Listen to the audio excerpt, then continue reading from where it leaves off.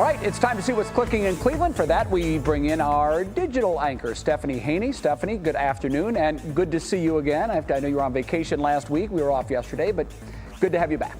Great to be back, Jay. The band's all together again. That's what I was just saying. Welcome back to you after a long weekend, and Betsy too. Now, as schools are welcoming back teachers and students, First Lady Jill Biden is making history. Today, Dr. Jill Biden becomes the first woman to work full-time outside of the White House as she heads back to teaching in person at Northern Virginia Community College. Her recent predecessors, former Secretary of State Hillary Clinton and former First Lady Michelle Obama, did not work while their husbands were president.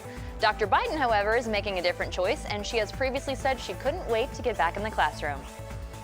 Today, we are wishing a very happy birthday to Cleveland Cavaliers' Kevin Love. He is 33 years old today. That makes him a Virgo, for those keeping track of star signs. Our 3 News viewers have been wishing him a happy birthday on our social media accounts. Whatever you're doing, Kevin Love, we hope it's a fabulous day for you today. Hey, maybe Kevin Love is celebrating his birthday at Disney World. Now is as good a time to go as ever because a travel company called Koala predicts tickets prices will more than double in the next 10 years to get into that park. Koala is basing this on looking at prices since the park first opened 50 years ago this year in 1971. Seems like it's been around a lot longer than that.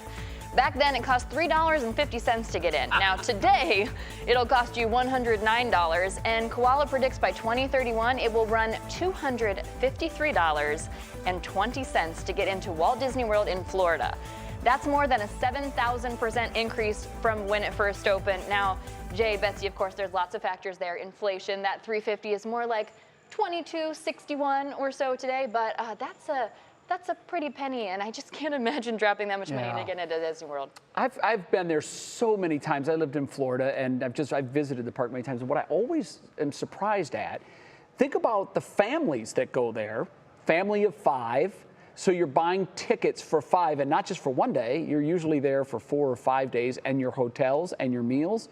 But there's no shortage of people lining up to do it. It is crazy. We've gone twice.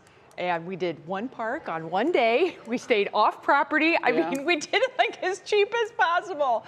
And it's such a stretch no matter what. And then, you know, the kids always like, well, then I want to go to the Bibbidi Bobbidi Boop salon or whatever. And that's like, extra. Yeah, $100 there. Why that not? just gets you in the door. Yeah.